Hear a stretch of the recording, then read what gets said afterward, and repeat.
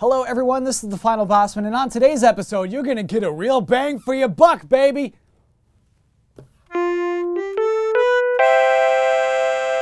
Welcome to the show. I am Kyle Bosman, and I guess I should open today by stating that I have won another one of my big bets for the year 2014.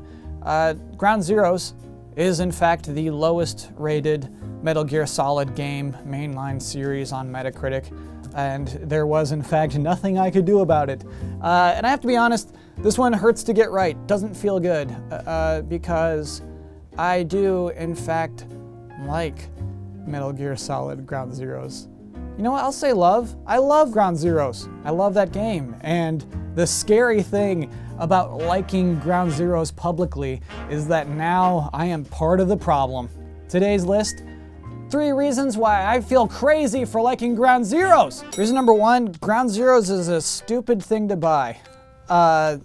Many still refer to Ground Zeroes as a glorified demo. It's hard to shake that term. If we could compromise, maybe a glorious demo. Regardless of what we're calling it, it took me 72 minutes to get to the end of this glorious demo. And yes, there are things afterward. There are side missions and objectives, but they all take place in the same map that you already went through in some sort of alternate universe, non-canon, where nothing really matters, and therefore much of what I actually love about Ground Zeroes is extracted. So let's just call it 72 minutes. It's a 72-minute story, and this costs $20 to $30 US.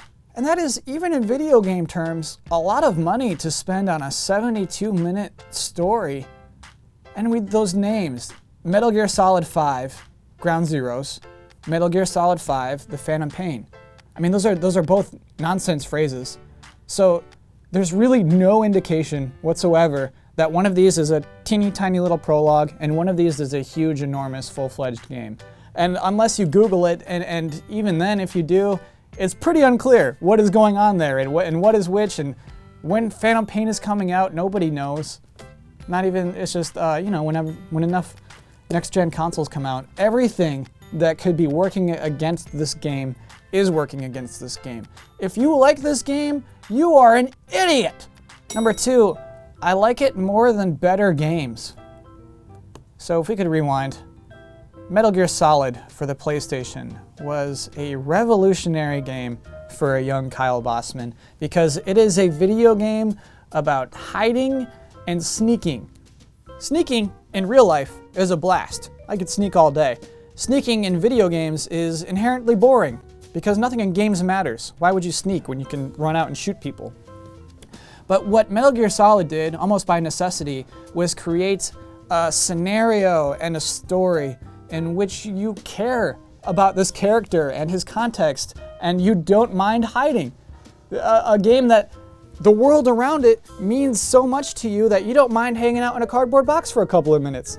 And in contrast, just a couple of weeks ago, GameTrailers did top 5 Metal Gear Solid bosses of all time, and they were recording it in the back, and I remember walking by and just catching the scene in Metal Gear Solid 4 where Naomi was dying. She was kind of falling over and dying, and Otacon's little robot was rolling over, and he had the screen facing her, and through the screen was like weeping, and like, Naomi, weep, weep, Naomi. And I just remember watching that and thinking, who cares about this? What is, like, who cares? And to me, that's like probably indicative of, I think, what was largely missing from Metal Gear Solid 4 is any reason to care about any of these people. That basically you're meant to care because you already cared about them in previous games, but that game, what a stinky mess it is. Recently, I played through Infamous Second Son. That game is great. That game is just so pretty. It's like the prettiest game I've ever seen in my life. It's gorgeous, and it's fun to run up a building. However, I played that game as just a mindless evil dude. I would like kick bodies. There'd be people who are like, I'm sick, please help me, and I would just kick them. Not because like that's what I wanted to do, but it's just because I didn't care about Delson or any of his dumb friends. I don't care what happens to you. And do you remember a year ago when this game was first announced and Nate Fox was very overdramatic and kind of pitched us this very serious game, none of that translated into the final product, probably for the best. What I love about Ground Zeroes is that the caring is back. That thing I cared about in Metal Gear Solid, that context in which I wanted to be hiding, is back into the game. And it makes everything better, not just the cutscenes better, but like the scenario in which you are hiding around a corner, nervous. I was more invested in this game than anything else of this generation, and that's why I like it the most. And buddy, I played Knack. Number 3, I thought I was the good guy. So I'm in a pretty weird position having this weekly internet show, is that I should be pro-consumer, right? I should be the voice of the people. And I should say, hey everybody, go play Don't Starve. Support indies, you can play it for hundreds of hours for 15 bucks, highly recommend. But instead, my heart belongs to Ground Zeroes. What can I say?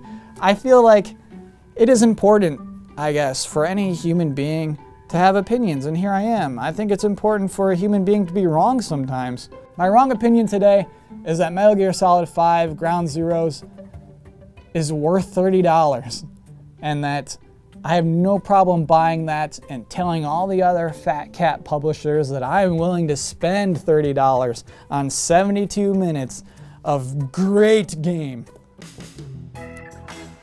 Anyway, that is the show for this week. If you're on Twitter, you can find me at Kyle Bosman, but I will be back here at this desk next Wednesday. I hope to see you then. Thanks for watching.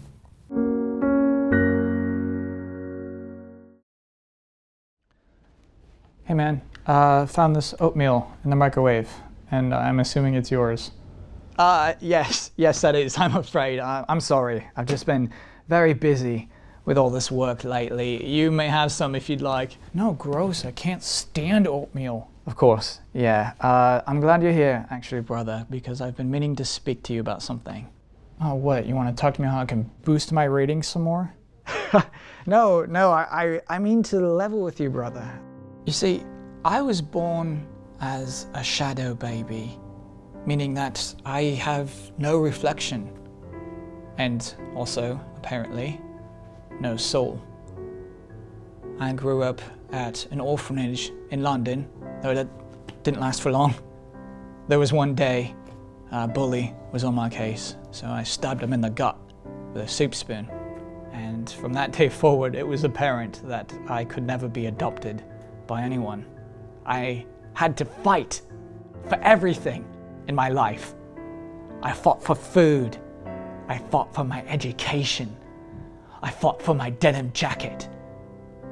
And so you could imagine me at a public library in the computer lab one night, finding a website called GameTrailers.com and seeing a man with my face dancing around in a suit like some sort of privileged toddler. I admit to you today, brother, that I've infiltrated GameTrailers.com in order to tear you apart. Oh. But something changed. I've started to like it here. I like the work. I like the people. I like that there are just conversations happening all around. Worst of all, brother, I'm starting to like you. And it's bizarre to me that I could even find that in myself. And so I'm just enjoying it here. I came to GameTrailers to cause chaos, but I want to stay. I'm happy to have found a place where people just seem to love video games. Wow, man. And I have to admit, for the first time in my life, I feel like I can look into a mirror. I feel like your upper lip's a little droopier than mine, though. Brother, we both have very droopy upper lips, but yours is far droopier than mine. Anyway, I'm glad that we're cool now. To be honest, brother, I was kinda hoping I could meet Dad. Oh. That's not gonna happen. There's flaming hot Cheetos in this. I'm deathly allergic to flaming hot Cheetos. I know. How? I have a friend who comes from the future. What's happening? I just poisoned your oatmeal, bro.